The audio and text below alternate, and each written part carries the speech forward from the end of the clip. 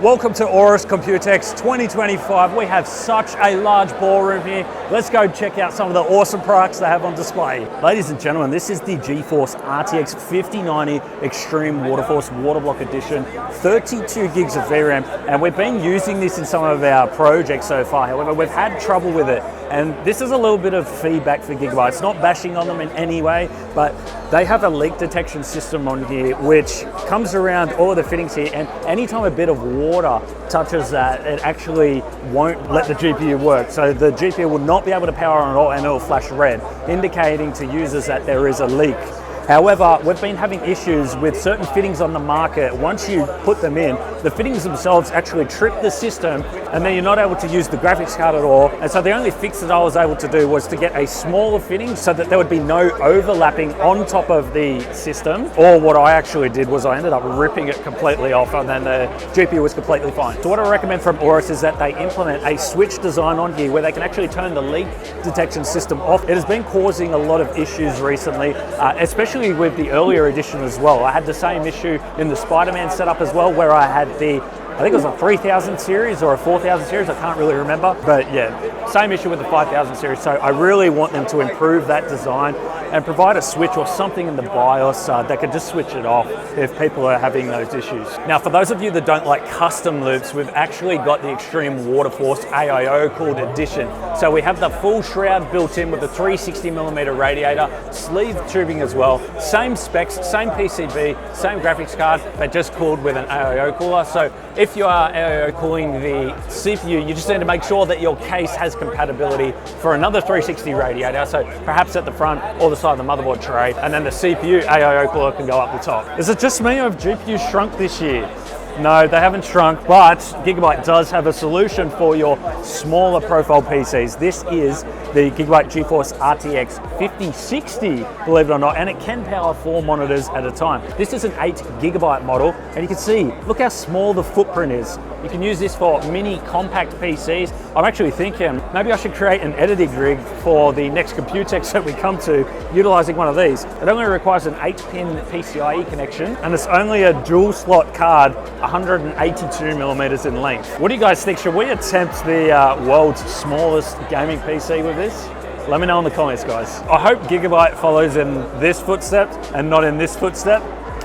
The size comparison is just ridiculous. You could literally fit 4 of these in one of them and dual layer it as well. So actually 8 of these could fit in the footprint of this one GPU. That is absolutely insane. Now this GPU is the same as the master that we know and love, 32 gigs of VRAM, but this is the 5090 Stealth Ice. They call that the Stealth because they've actually got a Stealth GPU. No power connector on this side. Instead, the power connector is actually on the back, and so it is completely hidden, and the GPU cable will go around the back and you won't see it. So it goes great with the back connect motherboards, but you can have an absolutely clean build with this installed. However, it is very hefty, so make sure you have some GPU support brackets installed. AORUS have 2 brand new Stealth motherboards on display here, and I love that they're actually bringing them out in white because we don't have enough white ones on the market.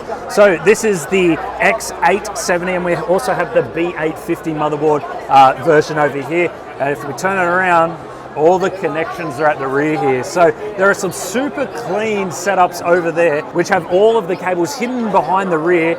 It just makes for a really nice clean build. AORUS also have 3 new versions of the X870E motherboards with an X3D technology that when paired with an X3D CPU, you can enable it in the BIOS or in settings, and it will do an automatic overclock for you. So if you're a new user and you don't know how to overclock, you can apply that setting and you can have peace of mind knowing that you're not going to damage the CPU. We also have another Z890 motherboard here at AORUS, and they've lost their memory. There's no memory on this motherboard, as you guys can see. It's a different style of memory. It's called CAM2. So all you have to do is release that, and we have the CAM2 memory slot right there. No more DIMM slot. It's just one PCB, and if you ever need warranty for it, you can just simply take that out, send that into the company. They'll provide a replacement, and that's it. Now, we touched on this a little bit last year, but I just wanted to touch on it again because it is slowly creeping into the market. So don't be surprised if you see motherboards on the market and wonder, where's the RAM? No, it's just in a different form now. Right, Brian, I just stumbled across this QD OLED gaming monitor. What can you tell me about it?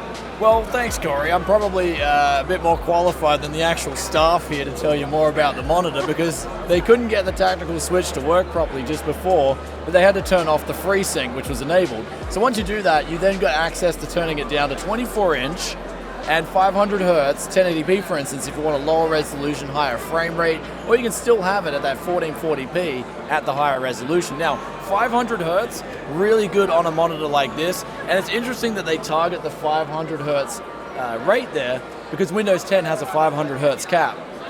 So those gamers that are competitive on Windows 10 for various reasons, where they want less stuttering and Fortnite and things like that, they're going to be able to take advantage of this monitor as opposed to a 520 hertz monitor that can sometimes black screen on Windows 10. Oh, there you go. Now, being Samsung QD OLED, fast response time, it's got the low input latency built in.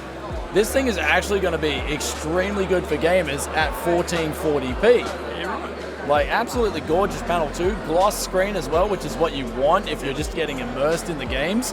Now, another thing is too, it's slated for a Q3 release, so that could mean anywhere from September to what, like mainly probably from Christmas. Well, Q3, like they're saying it's Q3, but what I'm hearing is September. It could be like July, August, but usually what they say is like, honestly, it'll probably go over to Q4.